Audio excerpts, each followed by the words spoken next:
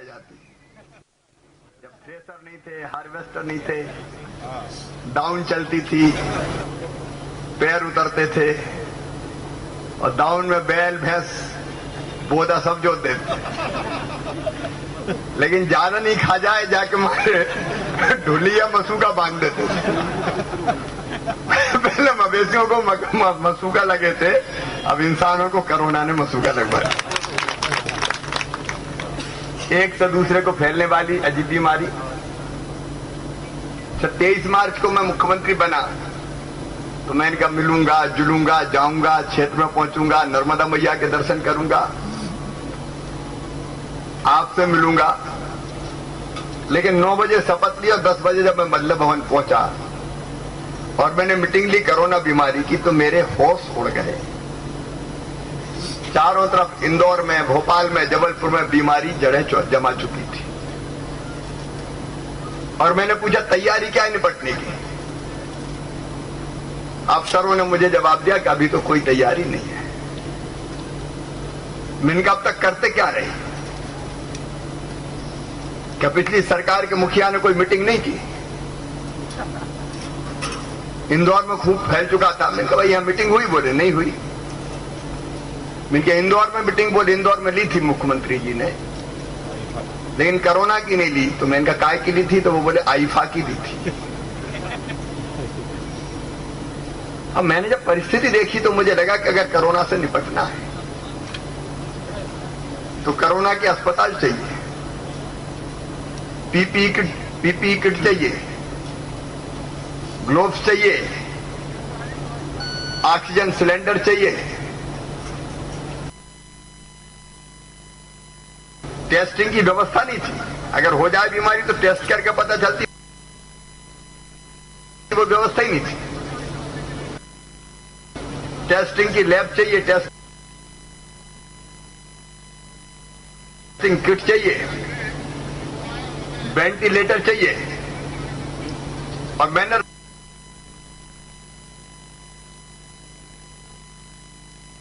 रात में ही संकल्प किया कि दिनों रात मेहनत करके मैं कोरोना की इलाज की सब व्यवस्थाएं खड़ी करूंगा। लगभग उस समय दिनों रात काम किया। जहां केवल एक टेस्टिंग लैब थी जिसमें 60 टेस्ट होते थे, मैंने बढ़ा के लगभग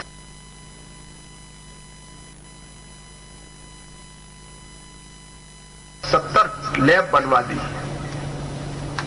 अब हजारों टेस्ट अपने यहां हो रहे हैं। पहले हालत यह थी कि हवाई जहाज में सैंपल लेके मुझे भेजना पड़ता था नोएडा, पांडिचेरी, दूसरे राज्यों की लैब में कि वहां टेस्ट हो जाए और वहां लाइन में अपने रखे सैंपल 5 दिन में, 6 दिन में। तब तक पता चला कि वो बिगड़ ही गई जांच जैसी होनी चाहिए। तो पहले मैं दिनों रात लड़ा कोरोना से। कोरोना से लड़ो तो आप मिल नहीं सकते, हाथ नहीं मिला सकते, क्योंकि कोरोना फैलता है हाथ मिलाने से। एक के हाथ में दूसरे के में लग गया और उसने कहीं मुंह में लगा लिया तो गए काम से। दूरी रखना है, मास्क लगाना है। इसलिए दिल पे पत्थर रख के मैं इसलिए नहीं आया कि मैं आऊंगा तो आपको भी संकट में डालूंगा मैं, लेकिन फिर भी अब थोड़ी बहुत चूक तो मुझसे हो गई। जो पहुंच गए वो माने नहीं, मामा जरा थोड़ा हटा के थोड़ा। हमने हटाया बार बार मास्क, 2-4-10 जगह दोहरे हुए फोटो खिंच गए तो हम ही कोरोना हो गया। कई दिन तक अस्पताल में भर्ती रहा। और ये कोरोना बड़े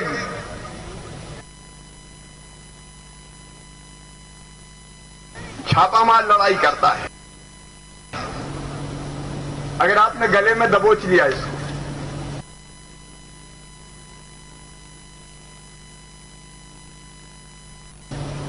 टाइम पे दिखा दिया, इलाज शुरू कर दिया तो ये खत्म हो जाएगा। और कहीं फेफड़ों में घुस गया तो ये जान ले लेता है, फिर छोड़ता नहीं।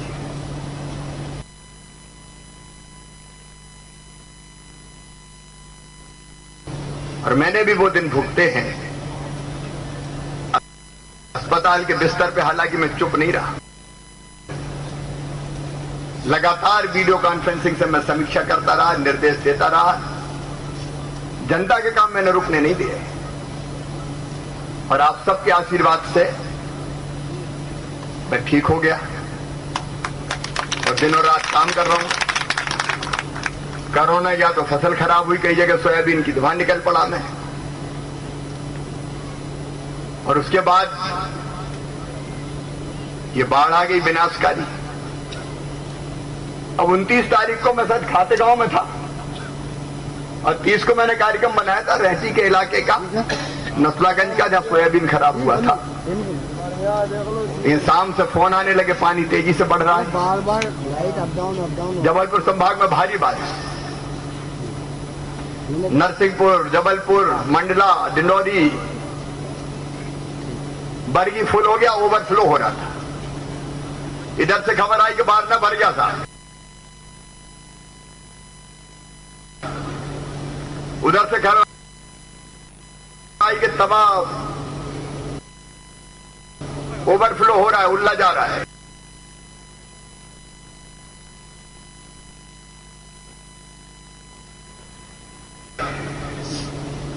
मैंने पहले कोशिश की कि एक के बाद एक बांध खोलो, क्योंकि वो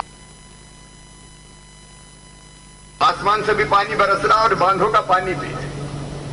लेकिन एक स्थिति आ गई कि अगर बांधों के सब गेट नहीं खोले तो बांध टूट सकता, और टूटे तो फिर महाविनाश हो जाएगा, कोई बचेगा ही नहीं यहां से लेके बांध तक। हमने रात में युद्ध स्तर पर व्यवस्थाएं करना शुरू की। मैं 30 तारीख के सवेरे से लेके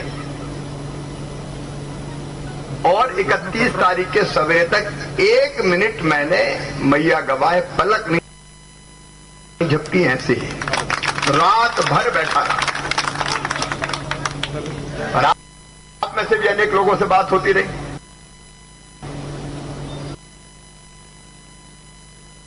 अब महेश महाराज जी घबरा गए, कहने लगे सुरानिया कहां थे? सुरानिया में होशंगाबाद, वो तो 73 से बड़ी हो रही भैया आप तो मैं क्या चिंता मत करो, 73 से बड़ी होगी तो अभी निपटा के निकालेंगे लोगों को। सोमलवाड़ा से फोन, बमौरी से फोन, अलग अलग जगह से समाचार, नांदेड़ भी मैंने बात की, कई गांवों में चर्चा की और तय किया कि कुछ भी हो जाए बाढ़ में, लेकिन इंसानों की जिंदगी तो नहीं जाने देंगे। क्योंकि 73 में अपन जानते हैं बीसाखड़ी और बाकी जगह जो घटनाएं हुई थी, कितने लोगों की मृत्यु हुई थी। हमारा पहला संकल्प यह था कि मरने नहीं देंगे, जान नहीं जाने देंगे। इसलिए मैंने रक्षा मंत्री, प्रधानमंत्री से लेके आर्मी, एयरफोर्स, सेना, हवाई सेना, एनडीआरएफ की टीम, एसडीआरएफ की टीम, जहां जहां से जो चीजें मिल सकती थी आओ सब, बोट का इंतजाम करो। एक आध बोट आई सोमलवाड़ा के, तो पंचर हो गई पता चला, मैंने कहा दूसरी भिजवाओ।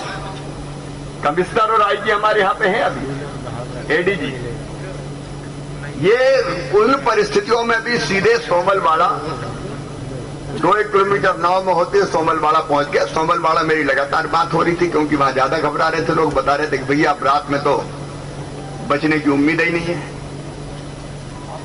लेकिन मैया की कृपा और आपका आशीर्वाद है, चाहे पेड़ों से लोगों को उठाना पड़ा हो, छतों से लोगों को उठाना पड़ा हो, टापुओं से लोगों को निकालना हो, हवाई वायुसेना के हेलीकॉप्टर लगा के भी हमने रायसेन जिले के भौती तक से, छिंदवाड़ा जिले से, बालाघाट जिले से, पेड़ों के डगल्लों पर बैठे थे ऊपर, वहां से भी पकड़ के खिंचवा लिए और एक आदमी नहीं मरने दिया डूबने के कारण पूरे मध्य प्रदेश।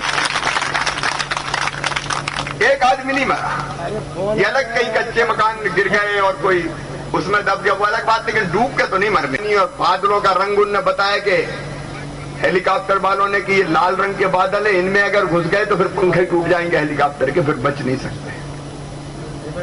तो भी मैं यहाँ आया, ना आपने मुझे देखा ना मैंने आपको देखना, आवाज जरूर सुनाई होगी तो सुनाई होगी हेलीकॉप्टर के, लेकिन उन परिस्थितियों में मैं आया।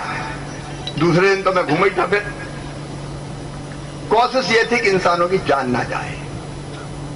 और तब मुझे लगा कि यार दोबारा तुम इसलिए मुख्यमंत्री बने हो, और नहीं तो वे तो निकलते ही नहीं, कहीं देखते ही नहीं। और आज एक बात का संतोष है कि हम बचे हैं। अब दूसरे कष्ट है तो उनकी क्या चिंता, मामा तो है ही, अब कहीं परेशान होने की जरूरत नहीं है। ये बात सही है कि पैसे का इंतजाम नहीं है, खजाना खाली पड़ा है। कोरोना ने कमर तोड़ दी पूरी, काम धंधे ठप, टैक्स नहीं आए तो खजाना खाली है, लेकिन कहीं से कर्जा लेके भी आऊंगा, बाढ़ पीड़ितों को राहत दूंगा, किसानों को मुआवजा दिलाऊंगा, उसमें कमी नहीं रहने देंगे। और अभी भी हमने कहा रात गांव में कपा भरा होगा, गेहूं सड़ गया, अनाज सड़ गया, बर्तन भांडे बह गए, सामान खराब हो गया, लेकिन चिंता मत करना, जैसा का तैसा फिर से कर देंगे, जैसा का तैसा फिर से। मकान कच्चे गिर गए तो फिर मकान की व्यवस्था करेंगे, कपड़े लत्ते के लिए पैसा देंगे, राहत के कामों में कोई कमी नहीं रह देगा। और फसल खराब हुई है तो फसलों का दो तरीके से करूंगा मैं। एक आरबीसी 6000 का पैसा दूंगा, और फसल सोयाबीन हो चाहे धान हो, धान भी अगर खराब हुई, भीग गई, डूबी रही और नहीं उठ पाई तो धान का भी सर्वे करवाऊंगा, और धान के भी थोड़े से वीडियो बना के राहत की राशि भी दूंगा। और फसल बीमा योजना हमने तो पहले 31 अगस्त तक बढ़वाई, और इतवार के दिन भी बैंक खुलवा के कहा कि होने दो बीमा। तो फसल बीमा योजना की राशि और राहत की राशि मिला के मैं नुकसान की भरपाई पूरी कर दूंगा। गरीबों की भी भरपाई होगी, किसानों की भी भरपाई होगी। आखिर कौन से दिन के लिए मुख्यमंत्री है? अच्छी परिस्थितियों में तो बेमतलब में मेहनत काय को कर रहा है।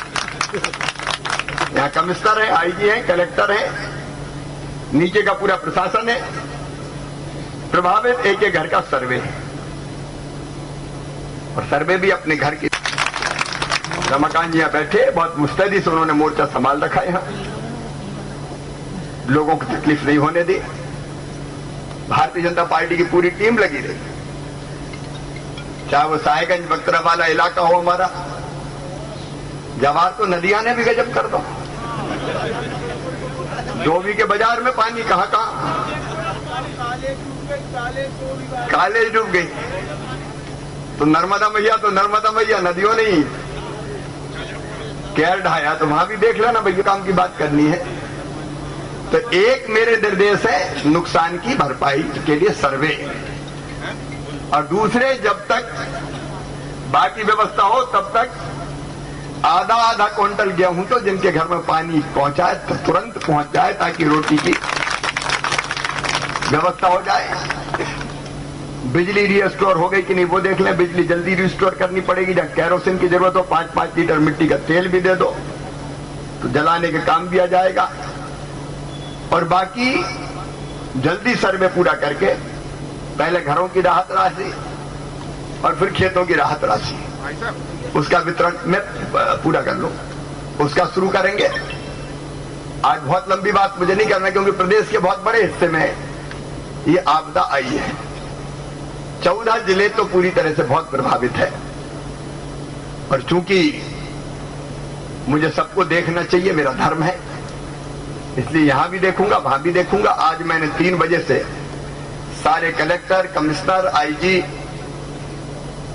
रिलीफ देने वाले जितनी संस्थाएं सरकारी, उनका वीडियो कॉन्फ्रेंसिंग करके सब जिलों के लिए मैं निर्देश दे रहा हूं। यहां प्रशासन पूरा देखेगा, रमाकांत जी, पूरी टीम है हमारी, कार्यकर्ता भी सब मॉनिटरिंग करें, अच्छे से ढंग से प्रशासन को सहयोग करें, संकट में सब मिलकर एक हो जाएं, और एक होकर बेहतर से बेहतर राहत हम पहुंचाएं, कोई को तकलीफ ना बचे, ये मेरी कोशिश रहेगी। इसलिए कोई परेशान मत हो भैया बहनों, और कोई अलग अलग दरखास्त मत दो, सभी का होना है, तो कोई अलग अलग कहने की, बताने की कोई जरूरत नहीं है। हम जहां नुकसान हुआ है सर्वे करवाएंगे और व्यवस्था पूरी करेंगे। भाई साहब 4 गांव छूट जावे, बासगन, गादर, छोड़ और खड़िया, हर सर्वे में अभी तक आप रिकॉर्ड देखो, और इस बार देखो भैया, पानी जहां भरा है वो कोई नहीं छूटेगा, ठीक है। ये बाढ़ की बात हो रही, तो बाढ़ का जहां भी नुकसान हुआ है वहां कोई ना छूटे। वो मैं देखूंगा, अपन मिलके देखेंगे। मैं ही कहा तुम भी देखो, मिलके देखेंगे, अपन मिलके अपन सब करेंगे। बहुत बहुत धन्यवाद। जहाँ भी अब एक एक गांव का नाम लेने की जरूरत नहीं है, जहाँ पानी घुसा है वो अपन सब देखेंगे। धोबी में रमेश शर्मा जी गिर पड़े हैं, उनके आज भी बेहोश है 3 दिन से। कहाँ है भर्ती? एम्स में भर्ती है रमेश शर्मा भोपाल जी। क्या नोट करो, रमेश शर्मा का हालचाल पूछे हम भाई एम्स में जरा बात करके तुरंत इलाज की व्यवस्था करें। हाँ 3 दिन से बेहोश। मैं अभी दिखवाता हूँ। ठीक है भैया, सबको प्रणाम, सबको नमस्कार, कोई चिंता ना करें। भाई वीर सिंह जी से आग्रह वो आभार प्रदर्शन करें, आदरणीय वीर सिंह जी। आज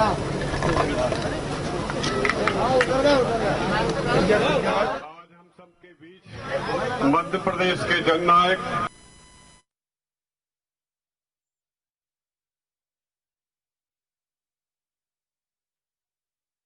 एक पवित्र आत्मा होने का यह लक्षण